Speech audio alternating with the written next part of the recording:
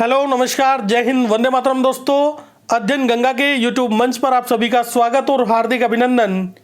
प्रतियोगी परीक्षाओं में पूर्ण सफलता के लिए अध्ययन गंगा यूट्यूब चैनल को सब्सक्राइब करें, बेल आइकन को प्रेस करें, जिससे कि लेटेस्ट वीडियो के नोटिफिकेशन मिलते रहे। चलिए शुरू करते हैं आज का वीडियो। दिल्ली पुलिस कांस्टेबल परीक्षा, देखिएगा दिल्ली पुलिस कांस्टेबल की परीक्षा होने वाली है। नवंबर के महीने में ये परीक्षा आयोजित होगी और यदि आप दिल्ली पुलिस में कांस्टेबल की परीक्षा में सफल होना चाहते हैं तो अध्ययन गंगा यूट्यूब चैनल से जरूर जुड़े, क्योंकि यहाँ पे आपको विशेषज्ञ टीम के द्वारा 5 से 6 वीडियो जरूर दिए जाएंगे डेली, और यहाँ पे आपको प्रमाणिक कंटेंट दिया जाएगा और निश्चित ही आप सफलता प्राप्त करेंगे। तो दिल्ली पुलिस में पूर्ण सफलता के लिए आप जरूर जुड़िएगा अध्ययन गंगा यूट्यूब चैनल से।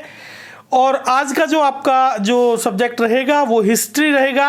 मध्यकालीन हिस्ट्री के अंतर्गत गुलाम वंश आज आपको पढ़ाया जाएगा। गुलाम वंश से संबंधित क्वेश्चन आज आपको कराए जाएंगे। इससे पहला जो सेट आपको कराया गया था उसमें आपको मध्यकालीन हिस्ट्री का स्टार्टिंग होता है और भारत में एक आक्रमणकारी आता है मोहम्मद बिन कासिम, उसके बाद में सुबुक्तगीन, उसके बाद में सुबुक्तगीन का पुत्र महमूद गजनबी 1712 अटैक करता है, और उसके बाद में फिर मोहम्मद गोरी, और जो गोरी कबीले के थे अफगानिस्तान के, और मोहम्मद गोरी को ही कहा जाता है भारत में मुस्लिम साम्राज्य का वास्तविक संस्थापक। यहाँ तक की जानकारी आपको दी गई थी। इसके बाद में आता है गुलाम वंश। आज गुलाम वंश से संबंधित क्वेश्चन 25 क्वेश्चंस आप करेंगे, जो कि बहुत ही महत्वपूर्ण हैं। तो चलिए शुरू करते हैं। गुलाम वंश से संबंधित क्वेश्चन मोस्ट इंपोर्टेंट क्वेश्चन है सभी। गुलाम वंश के संस्थापक कौन थे? और गुलाम वंश के संस्थापक थे कुतुबुद्दीन ऐबक। देखिएगा, कुतुबुद्दीन ऐबक। और मोहम्मद गोरी के जाने के बाद, मोहम्मद गोरी के गुलाम थे कुतुबुद्दीन ऐबक, और उनके जाने के बाद उनकी रास्ते में विद्रोहियों ने हत्या कर दी थी जब वो अफगानिस्तान जा रहे थे, और उसके बाद में गुलाम वंश की नींव डाली गई। और गुलाम वंश के जो संस्थापक थे वो थे कुतुबुद्दीन ऐबक, और कुतुबुद्दीन ऐबक का शासन यहाँ से चालू हुआ। गुलाम वंश का शासन यहाँ से चालू हुआ, तो गुलाम वंश के संस्थापक थे कुतुबुद्दीन ऐबक। चलिएगा नेक्स्ट क्वेश्चन की ओर। क्वेश्चन नंबर 2 देखिएगा, कुतुब मीनार का निर्माण कार्य किसने आरंभ करवाया था? देखिएगा मोस्ट इंपोर्टेंट, कुतुब मीनार, दुनिया की सबसे ऊंची मीनार कुतुब मीनार, और कुतुब मीनार का निर्माण कार्य आरंभ करवाया था कुतुबुद्दीन ऐबक ने। यहाँ पे 2 प्रश्न पूछे जाते हैं कि कुतुब मीनार का निर्माण कार्य किसने शुरू करवाया, और कुतुब मीनार का जो निर्माण है वो कंप्लीट किसने करवाया। देखिएगा, स्टार्ट करवाया था, आरंभ करवाया था कुतुब मीनार का निर्माण कार्य कुतुबुद्दीन ऐबक ने, लेकिन उसको पूरा करवाया था इल्तुतमिश ने। ये दोनों ही क्वेश्चन पूछे जाते हैं कि निर्माण कार्य आरंभ किसने करवाया था और कुतुब मीनार कंप्लीट किसने करवाई थी। तो देखिएगा, दोनों के आंसर आपको बता दिए गए हैं। चलिए अगले क्वेश्चन की ओर। क्वेश्चन नंबर 3 देखिएगा, भारत में पहली मस्जिद, देखिएगा पहली मस्जिद जो इंडिया में बनी थी कुव्वतुल इस्लाम, और कुव्वतुल इस्लाम दिल्ली में बनाई गई थी। ये किसने बनाई थी? और ये भी बनाई थी कुतुबुद्दीन ऐबक ने ही। कुतुबुद्दीन ऐबक होगा राइट आंसर।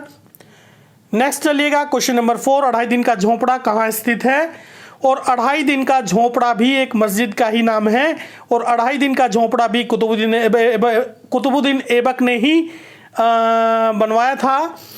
और 2.5 दिन का झोंपड़ा जो है वो अजमेर में स्थित है।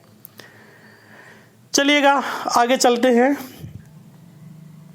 2.5 दिन का झोंपड़ा किसने बनवाया था? कुतुबुद्दीन ऐबक ने ही बनवाया था।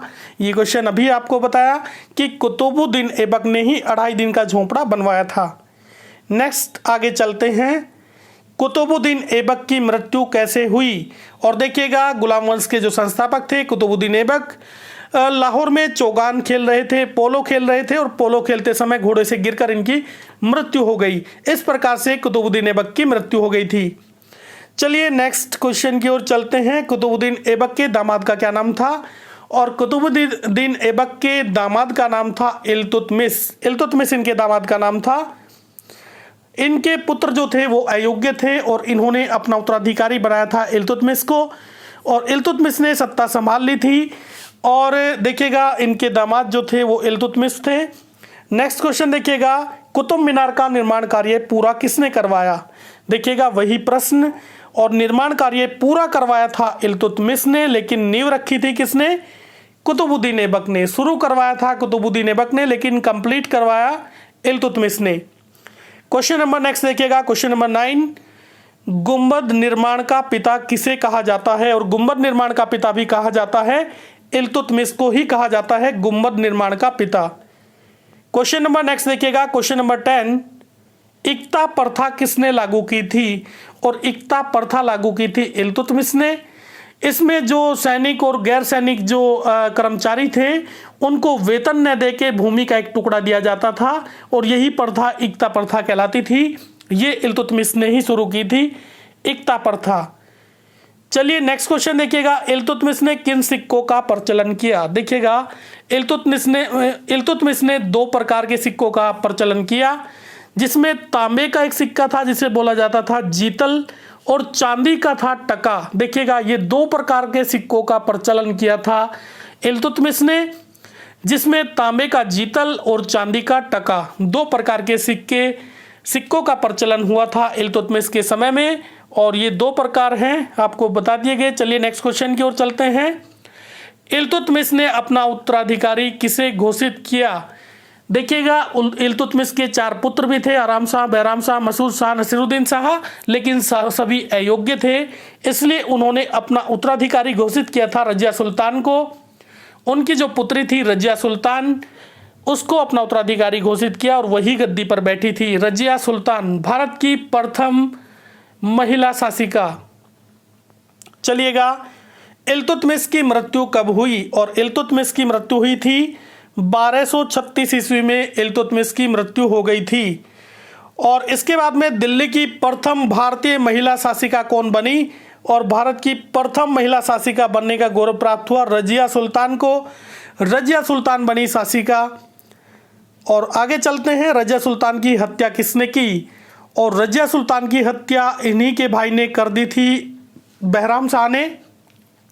और जब ये बठिंडा से दिल्ली लौट रहे थे उसी वक्त घात लगाकर इनके ऊपर अटैक कर दिया और रजिया सुल्तान और उनके जो हस्बैंड थे अल्तुनिया, उन दोनों को मार दिया था बैराम शाह ने।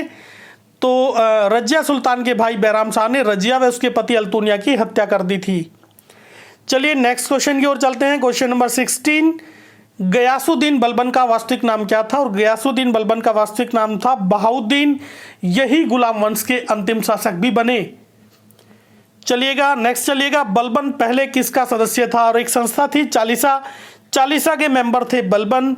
और बाद में उन्होंने देखा रजिया सुल्तान की हत्या होने के बाद जो रजिया सुल्तान के भाई थे वो अयोग्य थे और मौका मिला बलबन को। बलबन ने सत्ता हथिया ली और बलबन बने गुलाम वंश के अंतिम शासक।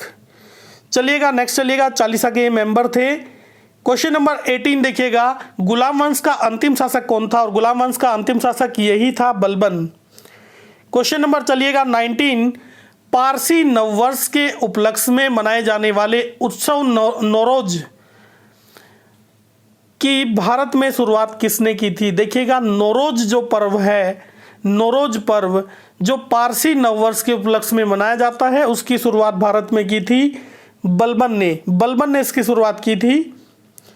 चलिएगा नेक्स्ट क्वेश्चन की ओर, क्वेश्चन नंबर 20, सिजदा और पाबोस प्रथा किसने शुरू की थी? और सिजदा और पाबोस प्रथा भी बलबन ने शुरू की थी। सिजदा और पाबोस प्रथा शुरू की थी बलबन ने। सिजदा प्रथा में घुटनों के बल बैठकर सर झुकाना होता था, जो राजा होता था, शासक होता था। और जो पाबोस प्रथा थी उसमें पेट के बल लेटकर पैर चूमने होते थे, जो वहाँ का शासक होता था। ये 2 प्रथाएं चलाई थी, सिजदा और पाबोस प्रथा चलाई थी बलबन ने। गुलाम वंश कब से कब तक रहा? देखिएगा, गुलाम वंश कब से कब तक रहा? 1206 से 1290 ईस्वी तक रहा गुलाम वंश। और ये गुलाम वंश से संबंधित संपूर्ण जानकारी आपको दी गई, महत्वपूर्ण क्वेश्चन आपको कराए गए। ये वीडियो आपको कैसा लगा? अगर अच्छा लगा तो लाइक जरूर करिएगा और अध्ययन गंगा यूट्यूब चैनल को सब्सक्राइब करें, बेल आइकन को प्रेस करें, जिससे कि लेटेस्ट वीडियो के नोटिफिकेशन मिलते रहे। पूरा वीडियो देखने के लिए बहुत बहुत धन्यवाद।